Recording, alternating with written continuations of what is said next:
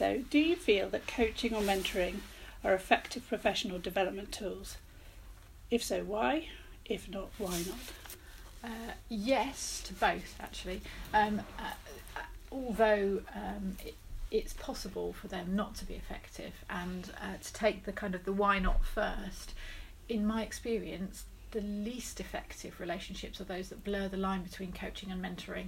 You know, maybe they're billed as coaching and actually somebody kind of tries to interpose themselves as a mentor, really, and that can just be unbalanced. It's not necessarily what either party is expecting, and those things can go wrong. But for me, coaching, I think coaching works at any time in someone's career or life generally, when they need some kind of scaffolding, I guess, for something that they're facing, that they're finding difficult to resolve sort of on their own, and it's helpful to have someone else ask questions that makes you think differently, makes you explore things differently, and it's confidence building actually to have that sort of dynamic, because you feel as those questions are asked and you formulate your answers, you can feel the fact that it's your own resources you're drawing on. So there's something very satisfying actually about having it kind of reflected back to you what your skills are and your competencies are, and that you can do this. So coaching, I think, is really helpful, both as a formal sort of, this is a coaching session, but also as a style of management. So when you're working with your team, to kind of take a coaching approach to resolving things in the team, I think is helpful. Mentoring is slightly different. I think it is most helpful when somebody is taking a promotion or moving into a different kind of professional sphere, and therefore can really benefit from the kind of sharp and focused wisdom of someone who's been on that path before. And it's probably worthwhile having coaching as well at that time, but there's a real value in kind of picking the brains of someone more experienced. And for example, when I became a director, I had 2 director mentors, one who was a DCS mentor and one who was a DAS mentor, because I was really specifically needing input at director level on both those different domains. So do you think that coaching and mentoring is embedded in this organisation? No. Not at all. That was short. I could say a little bit more. So,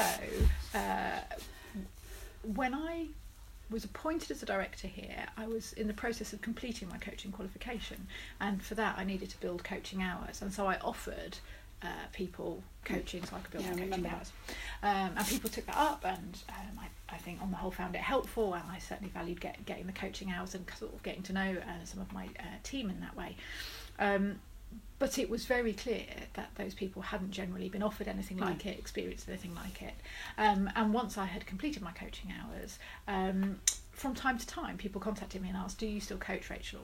Would you be willing to mentor? And I have coached and mentored people inside the organisation since that time. But it goes back to what I was saying about opportunities not being evenly available, which is that those people sought me out, asked the question, kind of, if you don't ask you don't get. Yes. Because I'm interested in people's career progression and was willing to do it, I took them on. But I've got no sense that there are any other senior managers doing that. Got no sense that you can seek that elsewhere.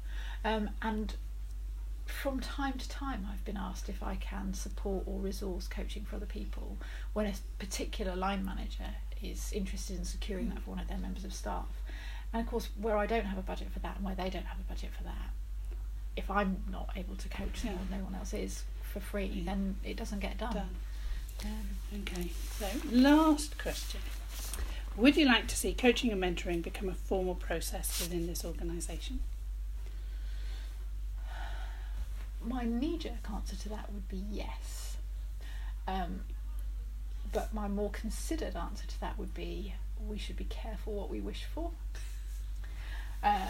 And I say that because of the way that we formalise processes in this organisation. So my worry would be that if we made it a formal process in this organisation, it would be mandated and measured, and if you didn't achieve certain things after your coaching or your mentoring, then somehow either you would be marked down or your coach or mentor would be marked down. So that there's something about how we find a way. I mean, I think it should be an embedded part of professional development in every organisation that exists, and I think it should be made available to people at whatever stage of their career development they are on an equal basis. But I do think there needs to be a certain amount of pull. So you know, you can't sheep dip everyone, and coaching won't be right for everyone at a particular point, and mentoring even less likely to be right for people unless they're making the kind of move I've described.